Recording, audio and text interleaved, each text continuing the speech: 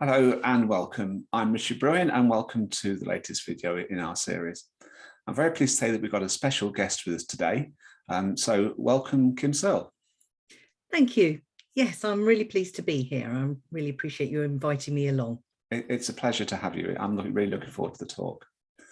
So what we're going to talk about today is something a little bit different to what we normally do. We obviously talk an awful lot about the challenges that accountants face when it comes to running your businesses.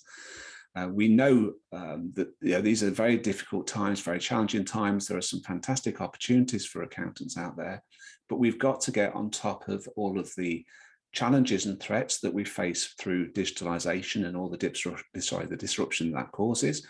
We've got the challenges when it comes to developing our team, when it comes to developing our resources. There's an awful lot that we need to overcome if we are to grow our firms and if we are to adapt them to the world that we work in today. But of course, not all of the challenges sit outside of our four walls, and not all of the challenges are tangible. Some of the biggest challenges that we face, and possibly some of the most important to overcome, are actually the challenges that sit inside us, the challenges of us as a person. So when it comes to the fears, the worries, the concerns, the lack of confidence, the things that are maybe stopping us from addressing some of the issues that we know we need to address. And if we're being honest, we're going to have to tackle those if we're going to make significant progress, and ultimately if we're going to achieve those goals and those visions that we all have. And that's why I'm so delighted to have Kim with us this afternoon. Kim has her own emotional mastery company. And the first thing I'd like to do is to hand over to Kim and say, again, welcome. Please give us a quick sort of biopic of who you are and how you got here, but also what your company is about and what emotional mastery is all about. Yes, thank you, Richard. And thank you to everybody watching this video for taking the time to do so. So emotional mastery is pretty much what it says on the tin. We are emotional creatures, whether we like it or not. And if we can get hold of understanding what those emotions are telling us, they are the sat nav to let us know whether we're going in the right direction or not. Well, that's my take. But with emotions generally, they can hijack us when we're not ready. So the topic today is very key to how we can be hijacked without us even realizing. The brain is a clever thinking machine. It's why accountants and bookkeepers are really good at what they do, because their left brain, their logic, analytical, problem-solving brain is amazing until it goes wrong, and then it's not. And that's where I can really make a difference in helping people overcome those obstacles. And I'll talk about why probably a little bit later on. So how have I got into this? Crazy. I used to be a project manager for many years. And prior to that, I hadn't realized how many financial roles I'd been in. So it's been a long journey, but always in the background has been people. I was very, very much into customer service when I first started off in a bank, but I've always been interested in them and how they behave and how they react. So I guess people have been the reason why I'm sitting here today talking with you, but also my own experiences through a very challenging time earlier in life and coming through. I learned that there was very little at the time out there to support people who were struggling. I didn't realize it was emotionally. I thought it was all just mentally. But one of the things that I've learned is that our emotions can drive our thoughts. So it's really key. So basically, I went on that journey of learning. So I've done lots of studying part-time before getting to this point where I'm now helping others on that same journey. As accountants, that there can be a sense that we have to keep our emotions in check. It's almost not professional to show your emotions. Is that the right thing to do? Is that the wrong thing to do? I think the answer to that depends. There are certain situations where you do not want to be displaying the emotions if you can avoid them. What you can use, as I say, is a sat nav. Hold on, there's something for me to look at, something for me to deal with. So you're always going to have emotional content, it's how you handle it. And one of the things about emotional mastery is beginning to recognize those emotions, but more importantly, the triggers. Now, for many people, they won't recognize the emotions because we've become so adept as a society for parking them, ignoring them, pretending they're not happening. But you can look at your thoughts, because your thoughts will give you clues as to what's going on. So, there are times when you have to let somebody know, no, I'm not happy with that. So it just depends on the circumstances, and everybody's different. So yes, there are times, definitely it's worth letting people know that you're not willing to be walked on, or, that's made you really sad. Did they have to say that? But other times when you want to explode because you've just been given another whole pile of work, maybe just take a pause and then work your way through it. I mentioned self-confidence at the start, and that we'd talk about those. One of the things that I hear from time to time, particularly when we're doing the mastermind sessions and we've got a group of accountants together, an accountant will say to me, it's okay for you to say these things, Richard, because you're confident at it. Now, interestingly enough, I would never class myself as a confident person. When I talk, I believe about what I'm saying. It's something that I'm very passionate about, so maybe that's where it comes across as confident. But let's start at the basics. What is self-confidence? Yes, so self-confidence is it sounds like it's one thing, doesn't it? But it so is not. For me, whenever a client comes to see me, no matter what they come to see me for, I'm looking for the measure of what they believe about themselves. So I'm looking for what is commonly known as limiting beliefs. I call them learning, because sometimes, the learnings are what's at fault, and what can be learned can be unlearned. And if it can be unlearned, it can be relearned. And I think that's important. So believing in ourselves is very key to our confidence levels. I also like to make sure that people can start to learn to trust themselves. Confident people are, they're passionate about what they're doing. They're happy with who they are, and, they trust what they do. That builds the self-confidence. Very often I've seen that confidence is a skill. Oh, it is, but it's way more than just a skill. It's an inner way of being, I feel. It's how you see yourself in relation to the world. It's how you conduct yourself in relation to the world. So believing and trusting in yourself is so, so important. I think the other two things that I'm really keen that people take away from working with me is that they love and appreciate who they are. We are so big on comparisons, aren't we? That we do not necessarily love and appreciate all our good qualities. We're so focused on the few things that we don't do, or that somebody else does better. We're going to talk about how you can stop that. And last but not least, feeling safe being you. And we'll talk, I'm hoping to bring in how we've got to the point where we don't feel safe being us. And I'm not talking physical safety either.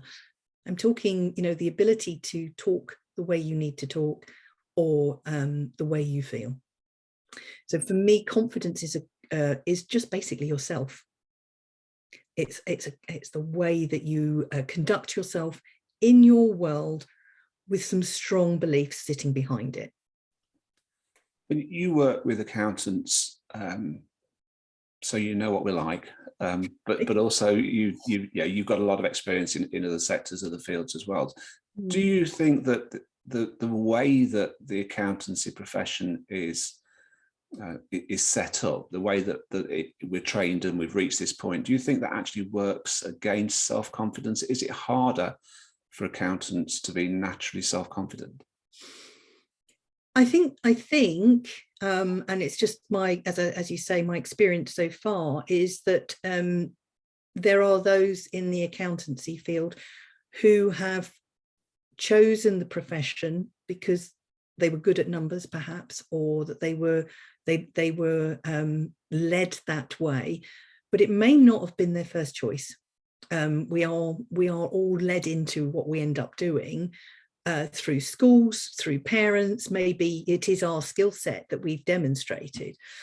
But because they may not have chosen the profession as their first choice, I think those accountants may well struggle a little bit more with the confidence because they've got to work harder at it. I think also there's some competitiveness out there, isn't there, with what sort of accountant you are, what you studied.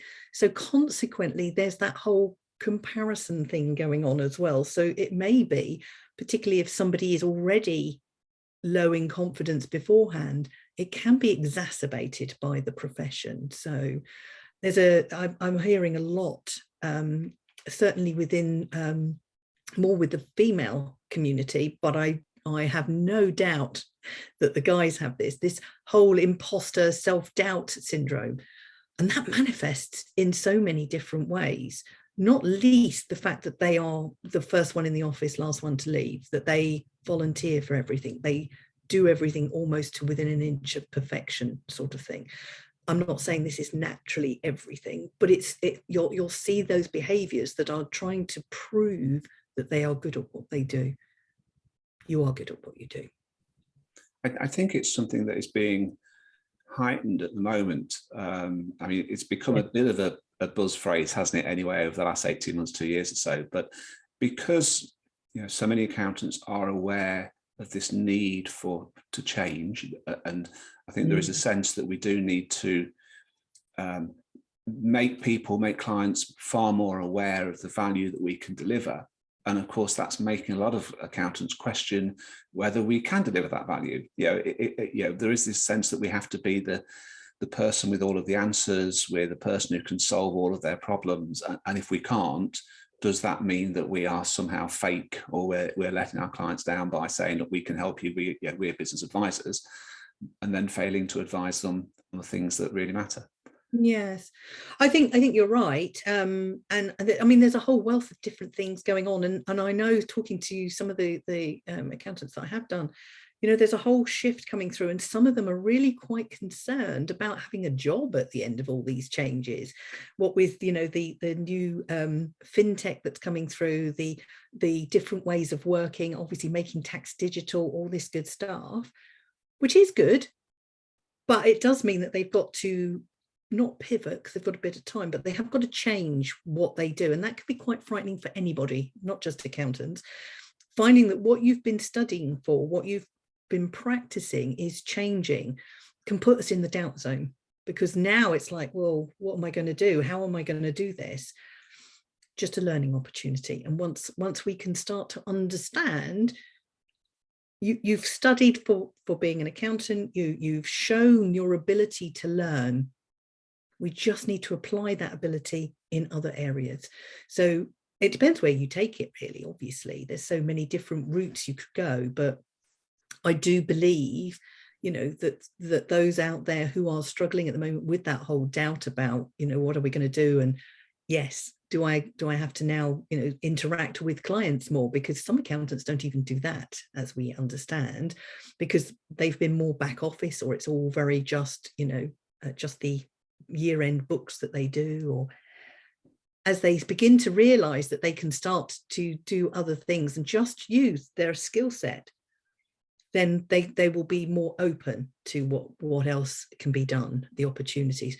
Because I don't know about you, but for me, one of the flaws of our education system is we channel people into a way of thinking, which is fabulous because it allows us to, do what we do, but it doesn't set us up for applying that learning, how we learn, what we learn, into everyday life. So we get channeled into this thing, but when things start to change and we've got to look at other things, we don't know how to bring that knowledge of learning and how we are into the next phase.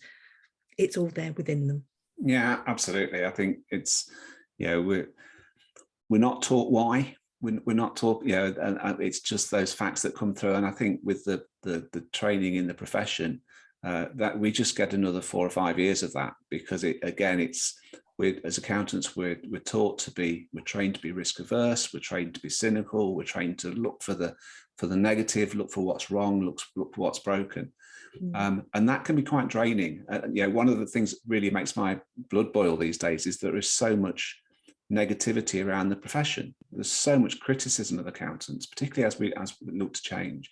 You know, it's not surprising that accountants do feel a bit, you know, beaten down at times. I mean, where does self-esteem fit into this? Is low self-esteem the same as low confidence? Are they separate things but linked?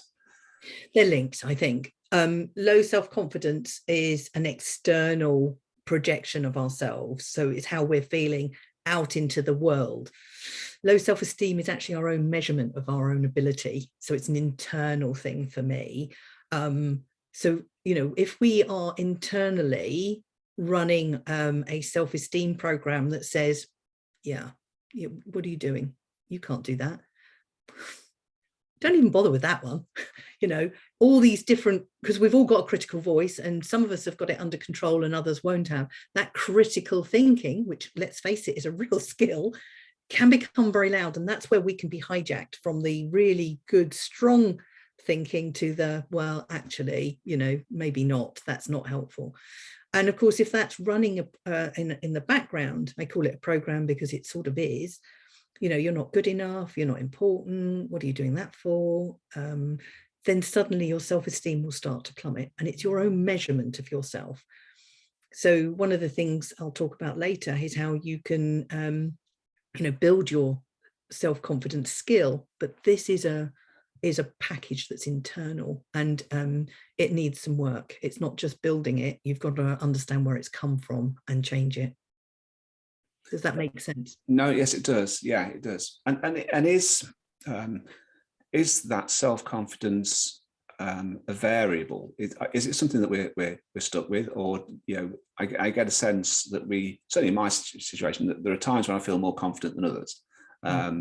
You know, that there are situations where I feel more confident than others. So is it practical that I understand that an accountant maybe would feel, I don't know, very confident at golf because they know they're very good at golf, but they're not so confident when they're in front of a client in a business setting because they're, yeah. But even within the business itself, could it be that they're, you know, I see some accountants who seem to be quite confident with their team, for instance, but then less so when they're on their own, or less so when they're with a client. Is it a variable? Does it change during the day even?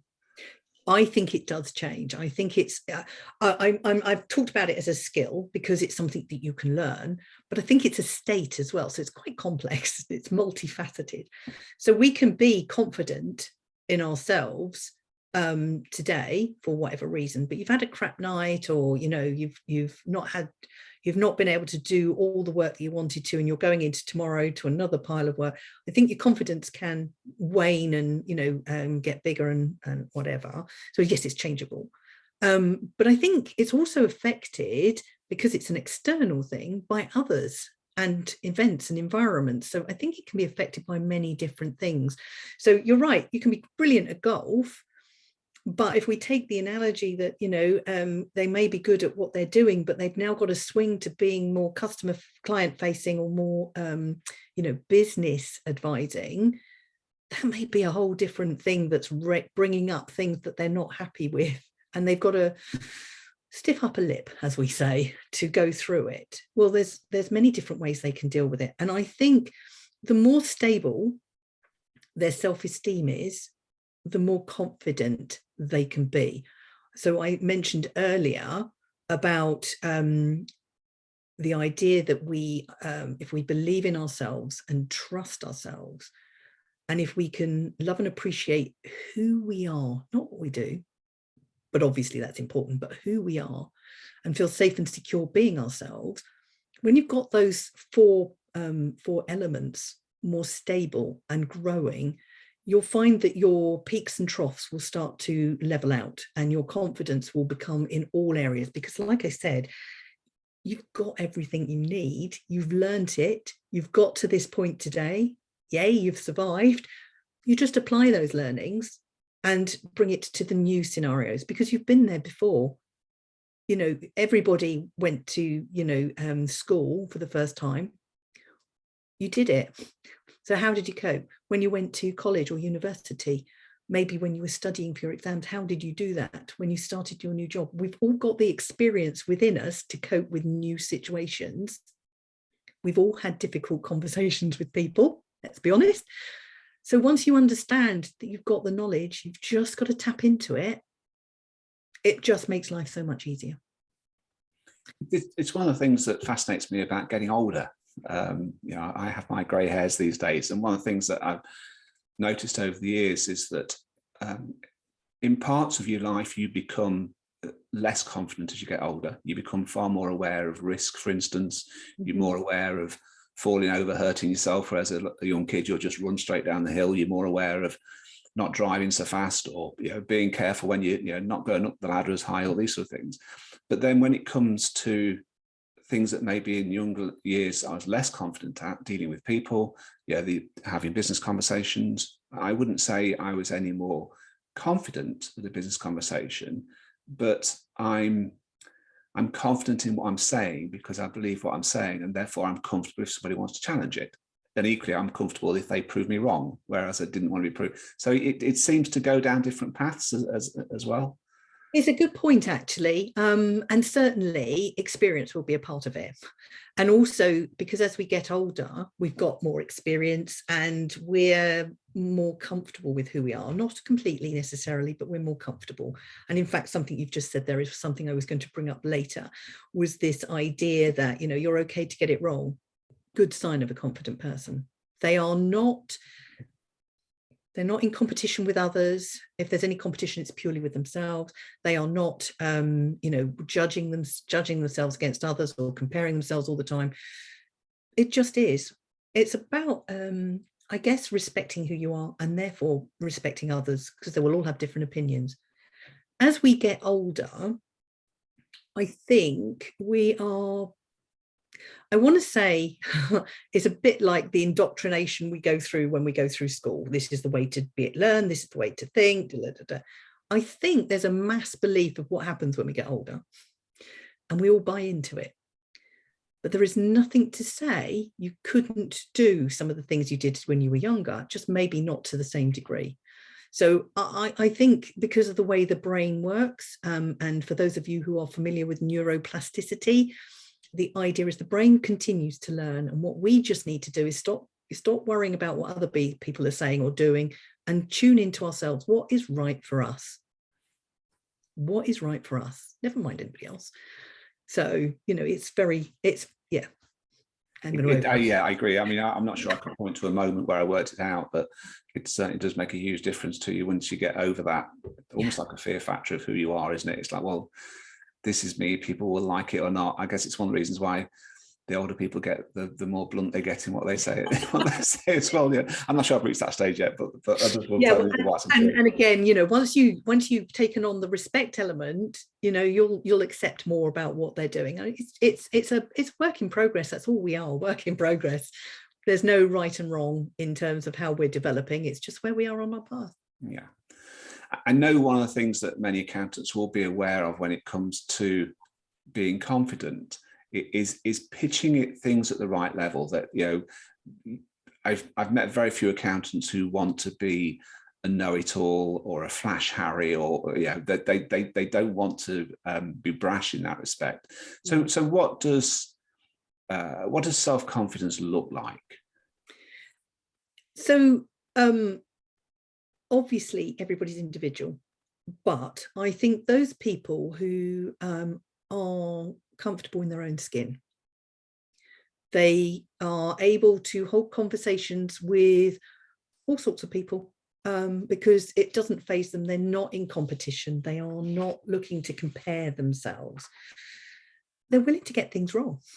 I mean, I know that sounds bizarre, but you've mentioned it. So that's exactly where I was going with it. We are able to accept when we're wrong. We're open to new ideas. And I think being open is quite a good indicator of being confident, because then you're confident in your abilities to deal with the new situation, aren't you? So confidence can look and sound like a lot of different things. Some people sound really confident because they speak slowly. They know exactly what they're saying. Others will speak really fast, but very knowledgeably. And you can, like you say, they've got a passion behind it. So the confidence can come out depending on the personality type, how that looks. I think they are comfortable in their own skin. Yeah, they're good at being themselves. They don't need to be anybody else. It's that, like you say, take it or leave it type thing. And I think they're happy. I think they're happy. They display that happiness in a way that says, you know, they're easygoing and, you know, they can connect quite easily with others. And they've got good relationships. I think, you know, they've not settled for friendships that are not good, or, you know, maybe some other people within their world. They may still be around, but they don't spend a lot of time necessarily with them, because they know that being with others who can continue to bolster that self-confidence, because we've talked about it can, you know, sort of rise and peak.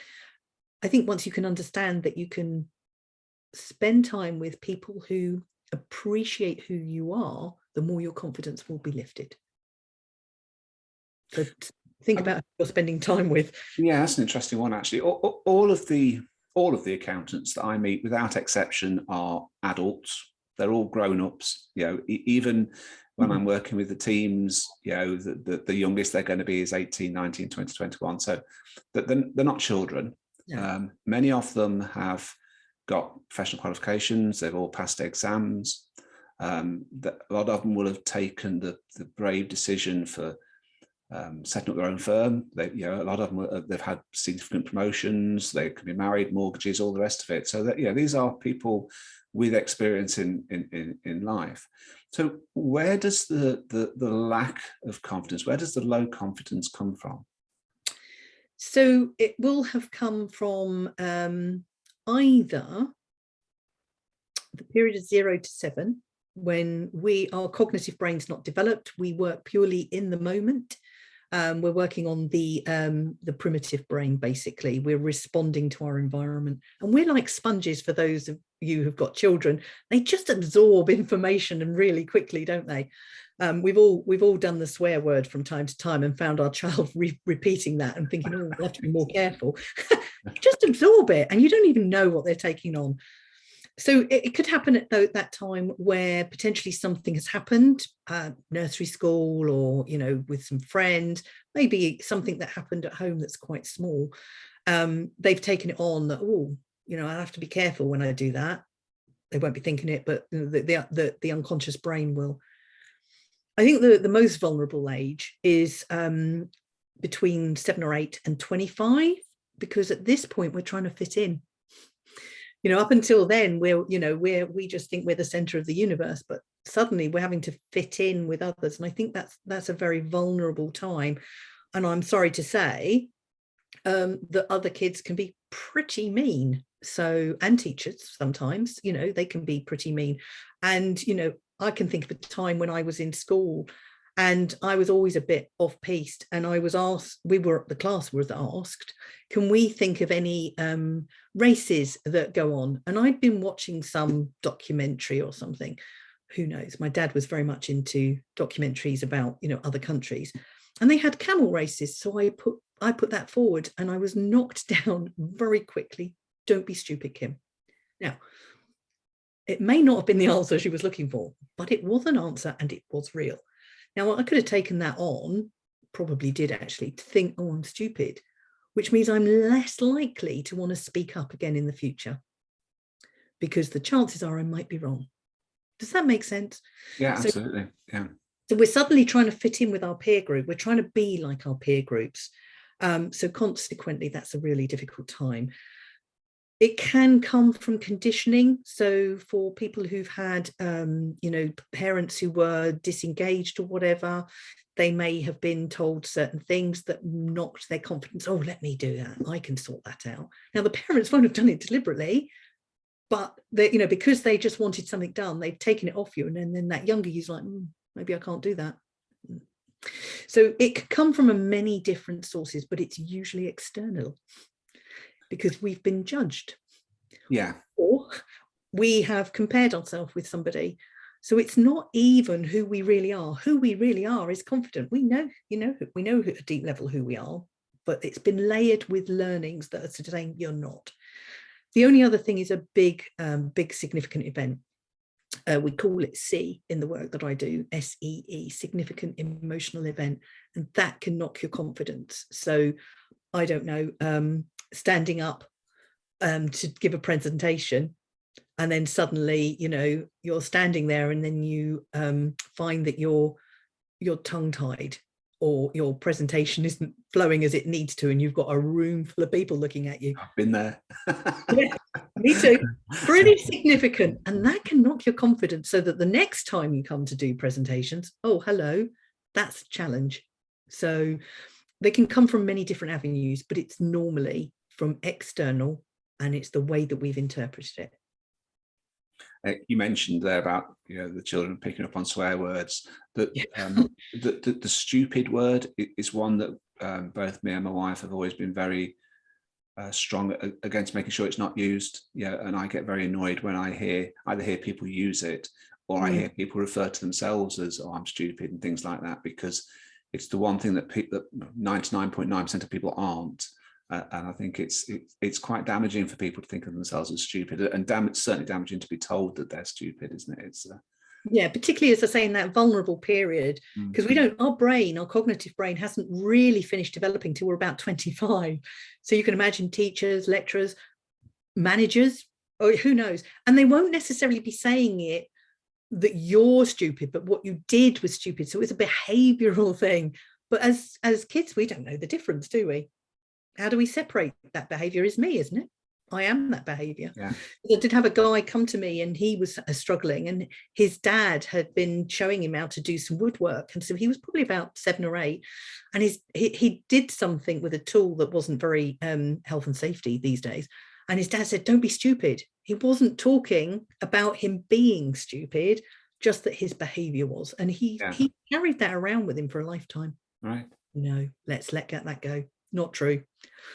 I think that will surprise a lot of people listening in now, because that, you know, when you think of someone at the age of 25 in our profession, I mean, I qualified at 25, so I became a manager at 25, and yet, you know, I'm learning here that I'm not fully formed, if you like, and until that point in time. That's very interesting, and something certain to think about when it comes to our team development and our team conversations, doesn't it? That's very interesting. Yeah, it's just about being mindful of what we say to people. So I love the fact that, you know, if you hear the word stupid, you just like, no. People have learned, they've studied, they've become the accountants that they are. You're anything but stupid. So that critical voice that will be undermining not just your confidence, but your self-esteem, needs to be quietened in some way. Yeah. If you know that you're lacking confidence, is it possible to mask it? Can you pretend that you're confident? Yeah, yes, you can. One of the things I learned, I think it was in neurolinguistic programming, but I've since found that it's come from neuroscience. And in fact, I'm listening to a book at the moment, an audio book, doesn't sound right, does it? Listening to a book, listening to Audible, where they talk about this neuroplasticity. And children, let's just use that analogy, learn from copying their parents.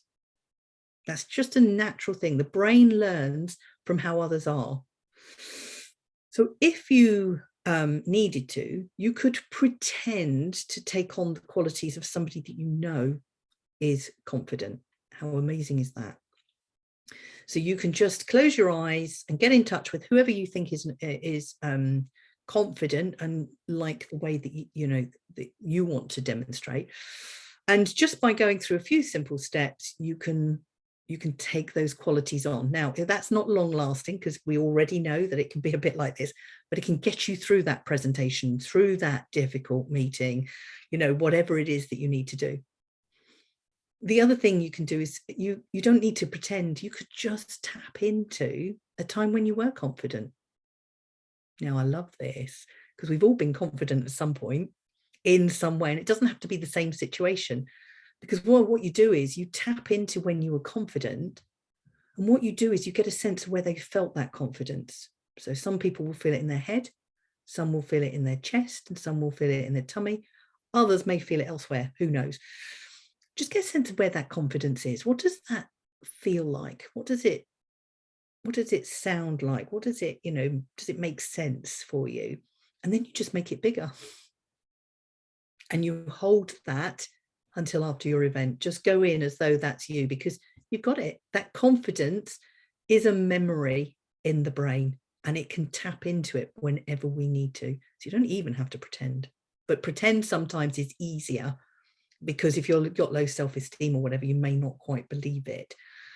And there is one other thing that we can do, and I'm just trying to think. I had several different things that we could do here from the pretense point of view. It's a bit weird, so not sure. We often do weird. That's not a problem. Do you? Okay, so one of the things that, again, I think this came from NLP, but if you've got something coming up and you do not feel confident about it, it's okay. What if you could imagine after the event? Could you move yourself after the event into the future so that you're looking back at it?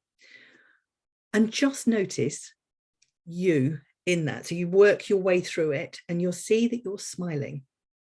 Maybe you're talking slowly, or you're saying exactly what you needed to say. That the person or persons that you are with are either nodding their head, smiling, but if it's a difficult conversation, they are engaging with you. You just imagine what it could be like until you get to the end. And when you walk away or come out of the meeting or whatever, you're like, oh, that went better than I thought.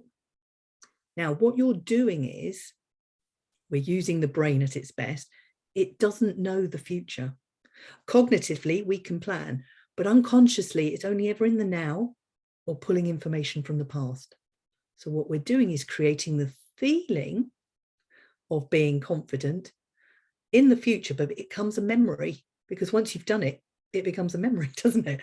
So it's about hijacking a process that the brain, cognitive brain, can do, but the unconscious can't. And by imagining yourself afterwards, you can start to create a memory that the brain can then tap into and think, oh, this will be all right. That's okay. Amazing. Anybody wants more information on that, I'm willing to share that, because it's such an easy technique to do. It's interesting. I'm reading Usain Bolt's biography at the moment. And he, I guess, like a lot of athletes, he does something very, very similar, where he sees himself winning the race before the race. He sees himself collecting the medal before the race. He, particularly with big events, his view is that once he's beaten somebody in a big event, that's it. He will always beat them thereafter. So when he sees them in a race, he just sees it in his mind that he's already beaten them. Exactly. And it's also I think it's the exact reverse of what many accountants do. Certainly something I've been very guilty of in the past, which is what I always call it the 3 a.m. argument, where you wake in the middle of the night, you've got a meeting the next day, maybe it's a difficult topic, it's a difficult client, typically you're going to discuss fees, etc. And you go through that meeting in your head, and it always ends in defeat. It always ends in an argument, or the client talking you down on fees. And so you actually go into the meeting. The client's beaten you, and they weren't even there. This was 3 o'clock in the morning in your own bed, and yet you go in beaten because you've just played it out in your mind that way. That's right. So what you can do is, before you go to bed, knowing that hopefully you'll have planned for it anyway, the difficult conversation. And I can do something on difficult conversations, because having been in the project arena, that was my job. God, delivering difficult conversations all the time. Yeah, sorry, it's not ready. Yeah, sorry, we've done this. Sorry, it's going to cost more. So I'm used to doing that. So the planning of it is one thing. When you finish the planning, is to start to plan and prep your mind, because, as I say, the unconscious mind doesn't understand. It doesn't understand the future. So if you create it, it can settle down at night, because that underlying worry comes through because our 5 senses have closed down. Like, the unconscious is still working, and it's like, well, we haven't dealt with that, have we? Right, let's bring that up. Let's wake him up, make sure he's going to look at this and work it through. It's a bit mean. Are we doing something similar then when we look around a room and everybody else seems more confident than we are? It's the reason why you don't put your hand up in class, because surely everybody else knows the answer, even though nobody else has put their hand up. And You know, Mm. when it's like, you know, the accountant saying to me, "It's all right for you, Richard. You're good at this stuff. You're confident at this stuff." I think, you know, are we building others up? Are we putting ourselves down? Is it a bit of both? Yes and yes, I think would be fair to say. It's the comparing ourselves. And let's be honest, we're compared from a very young age, you know. I don't know about you, but some siblings, oh, your brother was doing this at that age, you know, starts very young. We are compared to others because that's our measurement of how people are doing or how we are doing. It's our own measurement of what's going on. You know, our exams are given marks, aren't they? You know, so consequently we are constantly being measured and judged, and so of course we just take that over ourselves, particularly if our experience has not been great. And I want to put a stop to that. When clients see me, is that, you know, the only person you need to compare yourself with is yesterday. The only person you need to compare yourself to, you, yesterday. How did you do? What did you do? And judging yourself is only good if you're going to learn from it. If you keep judging for the same things, then that's not good either. So for me, I think, you know, it's the comparison and the judging when you're in a room of people. It's so easy to say, well, they're better than me. Are they? We're all infallible. They're just masking it, I suspect, better than you. Or maybe they think you're masking it, because we don't know what everybody else is doing. You know, we don't know their levels. For all we know, they're feeling just as bad as you. They don't have the answers. And there is this whole idea of, you know, thinking you don't know the answer, or thinking everybody should know the answer. Where does that come from? School. I believe comes from school. Because, you know, like I did, putting my hand up about the camel race. Well, hello, that wasn't acceptable. Well, I won't say anything in future because it might be wrong, you know. And then you're being humiliated in a bigger way. Well, that's not good. So your unconscious learns all these different things and starts to say, well, no, you need to be more like that. You need to be more like that person.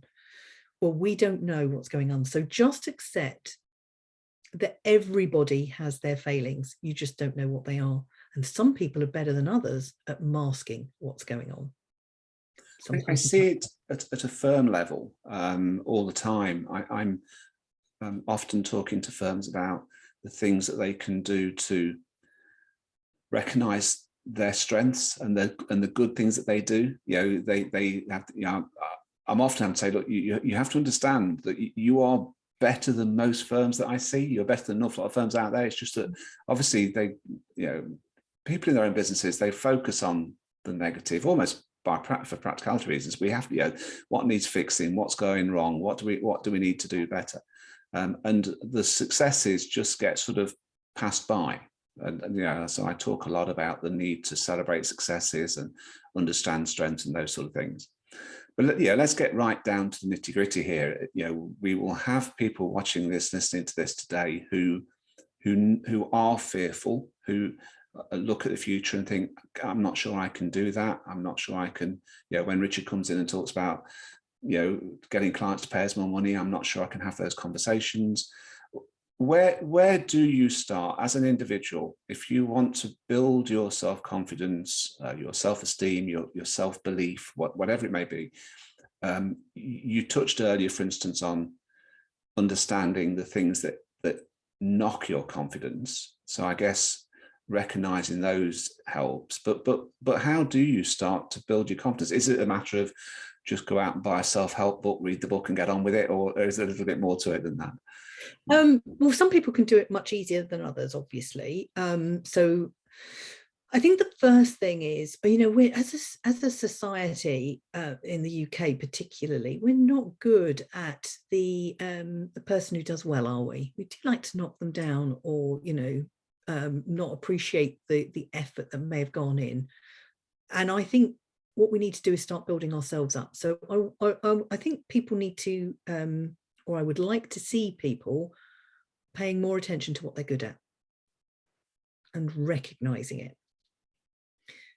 And then once they are, you know, so once they start to make a list of all the things that they are really good at and really focusing on it. So when they're doing something, and it's, you know, they find that their confidence sinks, or, you know, their self-esteem is not quite where it needs to be, to start to think about, well, look at these, I can do all these things. So if I can do these things, I must be able to do that. And start to apply the principles that I said earlier of, if you could pretend to be like somebody who does those qualities, could you do that?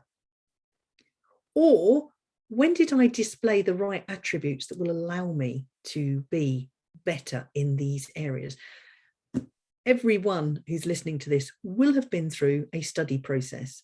They will have learned things either through experience or through, you know, exams, etc. Start using that to help yourself to understand what you can do. I think for me, I am all about clearing those beliefs at a deeper level to help, you know, deal with them. So sometimes it requires some assistance, but there are many different things out there that you can do to take on, to help yourself. And one of the things that again is a bit weird is a technique called emotional freedom technique. Now I'm not trained in it, but I use it with clients, and it's a really interesting one, so that when you're feeling something that is less than being complimentary about yourself, you can do this technique to start to let go of what's not working for you, because it's not. And then you can start to bring in the good stuff. And the person that I usually refer people to is a guy called Brad Yates, B-R-A-D, and then Yates is Y-A-T-E-S. He's got a lot of good material on YouTube, some of which is to deal with the negative side of stuff, and some of which is about installing the good side. But I think we need to start building ourselves up. We have, you know, we have learned things, we've survived, because you were talking earlier about we give ourselves a hard time, or we focus on the negatives. Unfortunately, that's because that is what the brain is meant to do, because that's how it keeps us alive. It focuses on the negative stuff. Oh, that didn't work, don't do that again. So we need to start to retrain it to focus on the positive, an absolute plus to making sure that you can move forward. Remember, you've already got within you what you need, and if you don't, you can do that, you know, sort of imagining somebody who's got what you need and start to take that on. You've got an ability to learn. So what do you need to do to learn? Because some of the things that you've got, you just need to learn how to do them. And then obviously this EFT, emotional freedom technique. You know, it is very weird, but it's the idea of tapping on certain parts of the head and under the arm and on the head. What it does for me is a pattern interrupt. So when you're thinking those things, when you're tapping away, your unconscious mind's like, okay, there's clearly nothing going on. And it can process what it needs to, right, based on what you're saying. Because what when we're learning through our 5 senses. And so you're tapping into 3 of them. So if you can suck a sweet and have a smelly candle on, the chances are you can do all 5, and you can make the shifts really easily. And nobody needs to know you're doing it, because you can do that. Makes a lot of sense. So all you're doing is tapping into the brain and how it gathers information, because it's basically our senses are data gathering machines. Who knew? Is there a benefit for addressing this collectively as well as individually? I mean, you know, it's very easy to walk into a firm and recognize that the entire firm lacks confidence. Yeah, and I guess some of that, you know, if the leadership lacks confidence, lacks self-belief, then that's going to filter down anyway. So it may be that confident people are just not confident in the environment of the firm. But you know, can people work as a team to address this challenge? And also, is it, if you recognize that if you're saying, okay, I'll put my hand up, I know that my confidence, my self-belief is an issue, are you better to tell somebody else that as well and tell them that you're doing about it? Or is it something that you know, it's very much a personal matter that how you address it? It's a very good question, actually, Richard. So I think it depends on the values of the business, if I'm honest. If they are all about you being the best you can, they're invested in you, and they want everybody to work together, then it might be useful to do it as a business. But some organizations are not so. They're more about the business than their people. And, you know, that's not a criticism. It's just the way they've been set up, and possibly the way the people who are running the business believe that's the way it should be. Then I suspect it's better to do it on your own. So I think everybody will need to think about it. It can be done collectively, just through you know, looking at the values of the business, respecting each other. How important is that to making sure people's confidence is maintained? You know, if somebody comes around and is constantly criticizing your work, or, you know, this isn't done, that's not done, that's just, you know, that's just going to knock the confidence. Where if it's a respect thing, and there's a conversation that goes on that says, well, you know, what was going on? How did this come about? Never the why question, by the way. Why is judgmental. Right. What and how are much stronger questions to understand what's going on for that person respectfully. And I think, you know, respect is in most people's values, but it may not be explicitly said. So I would look at the values of the business. And if the values of the business have got respect in it, then the chances are you'd be able to put something in there. Yeah, that's a good fit with the conversations that we have, because, you know, right at the heart of it all is are the values and the ethics of the business. Yes. And how closely they are aligned to the values of the business leaders. I think it's very important in a business that you get that alignment in place. Yeah, it is I would interesting. expect respect to be there every day of the week. You would think so, but it's not. It's not a criteria that everybody goes with. So, no. And what is respect? I mean, that's a whole different topic, isn't it? But I guess it's about that non-judgmental and, you know, non-comparing. It's allowing people to be who they are, and when they're not quite being what the business needs them to be, then that is a conversation, the what's and the how's, to get a really good sense of what it is. Because interesting, I was talking to a recruitment company last year, and they were talking about what they were doing for the business. And I said, they were talking about the actual CVs and what they were looking for. And I said, you know, one of the things that we could really do with is somewhere in that recruitment process that we look at the values of the business as the employee to be, or as the employer, what sort of values has the individual got? Because if they're not aligned, well, there's going to be problems somewhere. I don't say that's your bad problems, you know, can't work with them problems, but there's going to be problems that they may not stay long, or they don't feel, you know, that they're being appreciated, or they're not doing what the business needs them to. So there'll be some mismatches, which can be ironed out, but it's good to know that from up front, I think. So, yeah.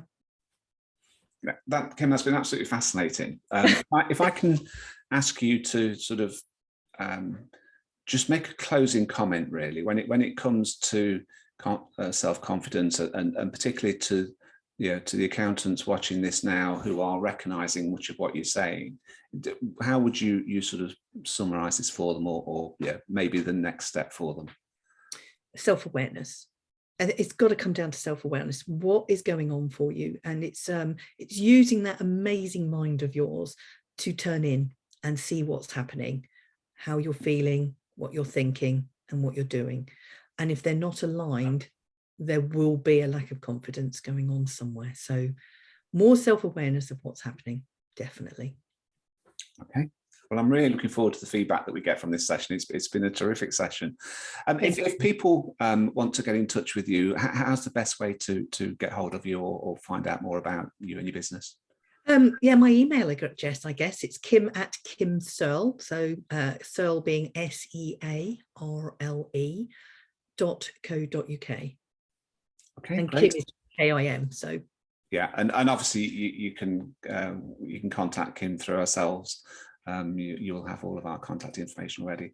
So thank you for your time today, Kim. That's been fantastic. I hope we get an opportunity to do more of these, because I found that really interesting. And I know from the people who will be watching this that it will have resonated very closely with them. I think it's something that as a profession, we don't do enough. We don't talk enough about the emotional side of what we do. And it's such a powerful tool, isn't it, when to understand it and to be able to control it and use it better. So that's been a terrific one. Thank you very much indeed. I've really enjoyed it, Richard. Thank you, and to your audience, I've loved it. Good. Well, that's the big thing about having fun. And thank you to you all. Yes, as Kim says, thank you for joining us today and listening in. And I look forward to seeing you on the next video. Bye. Thank you. Bye.